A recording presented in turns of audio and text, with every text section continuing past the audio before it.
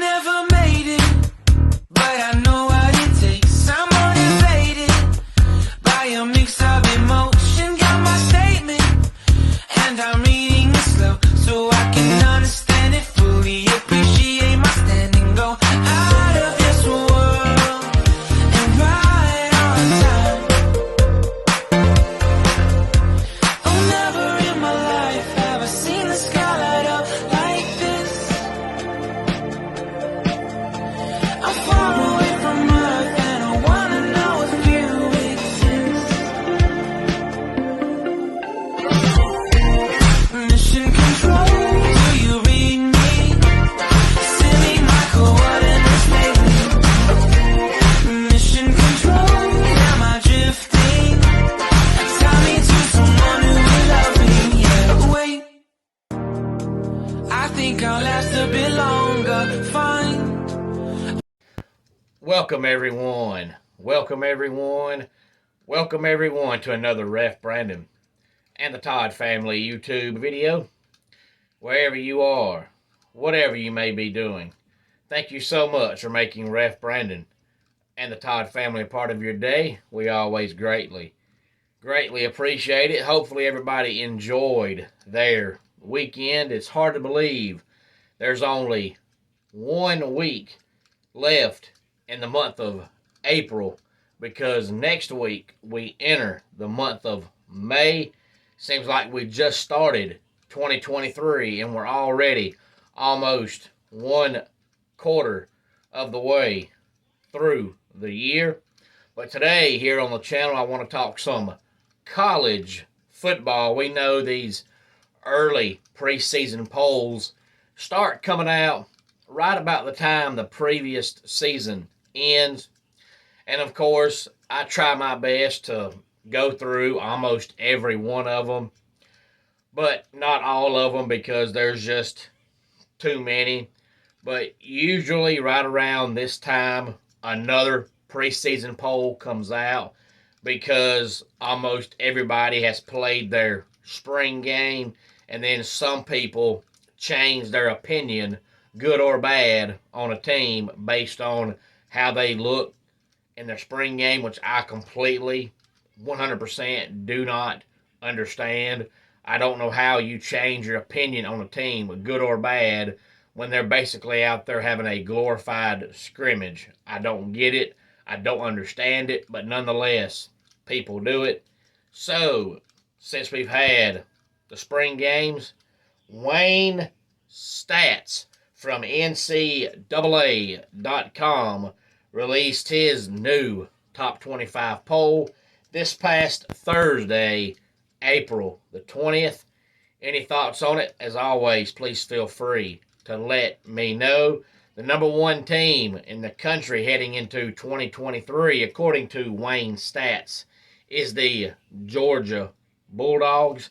And some people are saying they have a 3-man race for their starting quarterback, but some people are saying it's a 2-man race, either Carson Beck or Brock Vandagriff, because Gunnar Stockton is just not going to be the quarterback. But personally, I'll be stunned if it's not Carson Beck.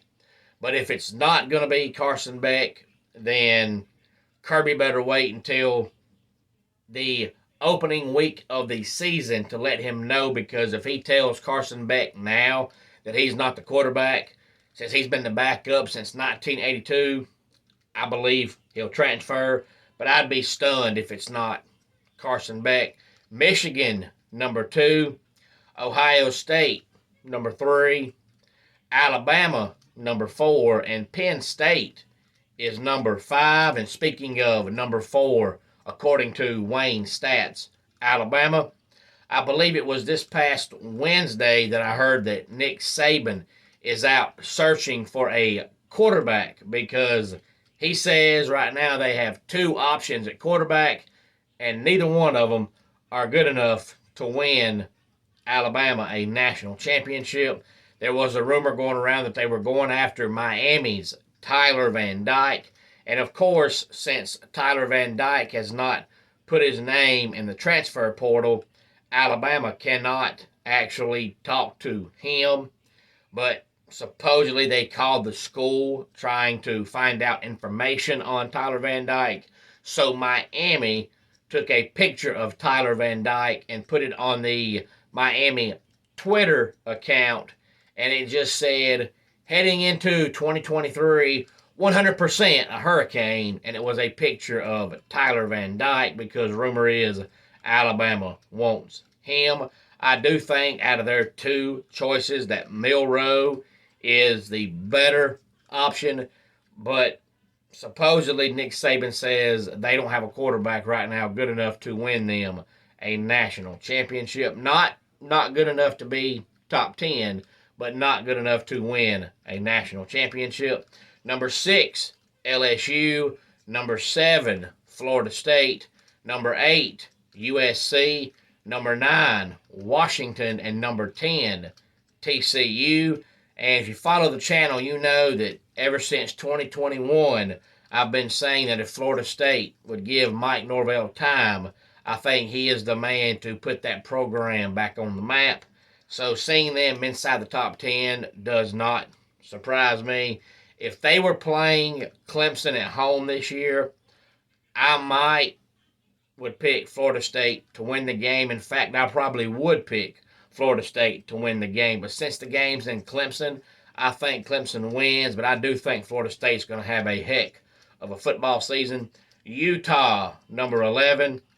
Tennessee, number 12. Notre Dame, number 13. Clemson, number 14. And Oregon rounds out the top 15. It'll be interesting to see if Tennessee is as good as they were last year. There's no doubt with the offense they run, they're going to score points. But I just don't know if they're going to be as explosive as they were last year, because we know Joe Milton, beyond a shadow of a doubt, has the strongest arm in college football. It's not close.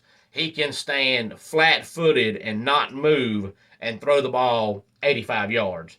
And if you watch him play, you've seen him do that. But if the ball doesn't go where it's supposed to go, having that strong arm does you no good. And he will throw 3 or 4 of the prettiest balls you'll ever see. And then he'll throw one ball 65 yards when it's supposed to go 25 yards. So I don't think they're going to be as explosive as they were last year. And I'm not sure about their defense. Tennessee will still be good, but I don't know if they'll be as good as they were this past year. Oregon State, number 16. Texas, number 17. The Tulane Green Wave, number 18 in the country, according to Wayne Stats. Texas Tech, number 19. And Kansas State rounds out the top 20. And then we have the Hawkeyes of Iowa at 21. North Carolina, 22. Wisconsin, 23. Ole Miss, 24. And UTSA is 25th in the country. So Tulane at 18 and UTSA at 25, according to Wayne Stats.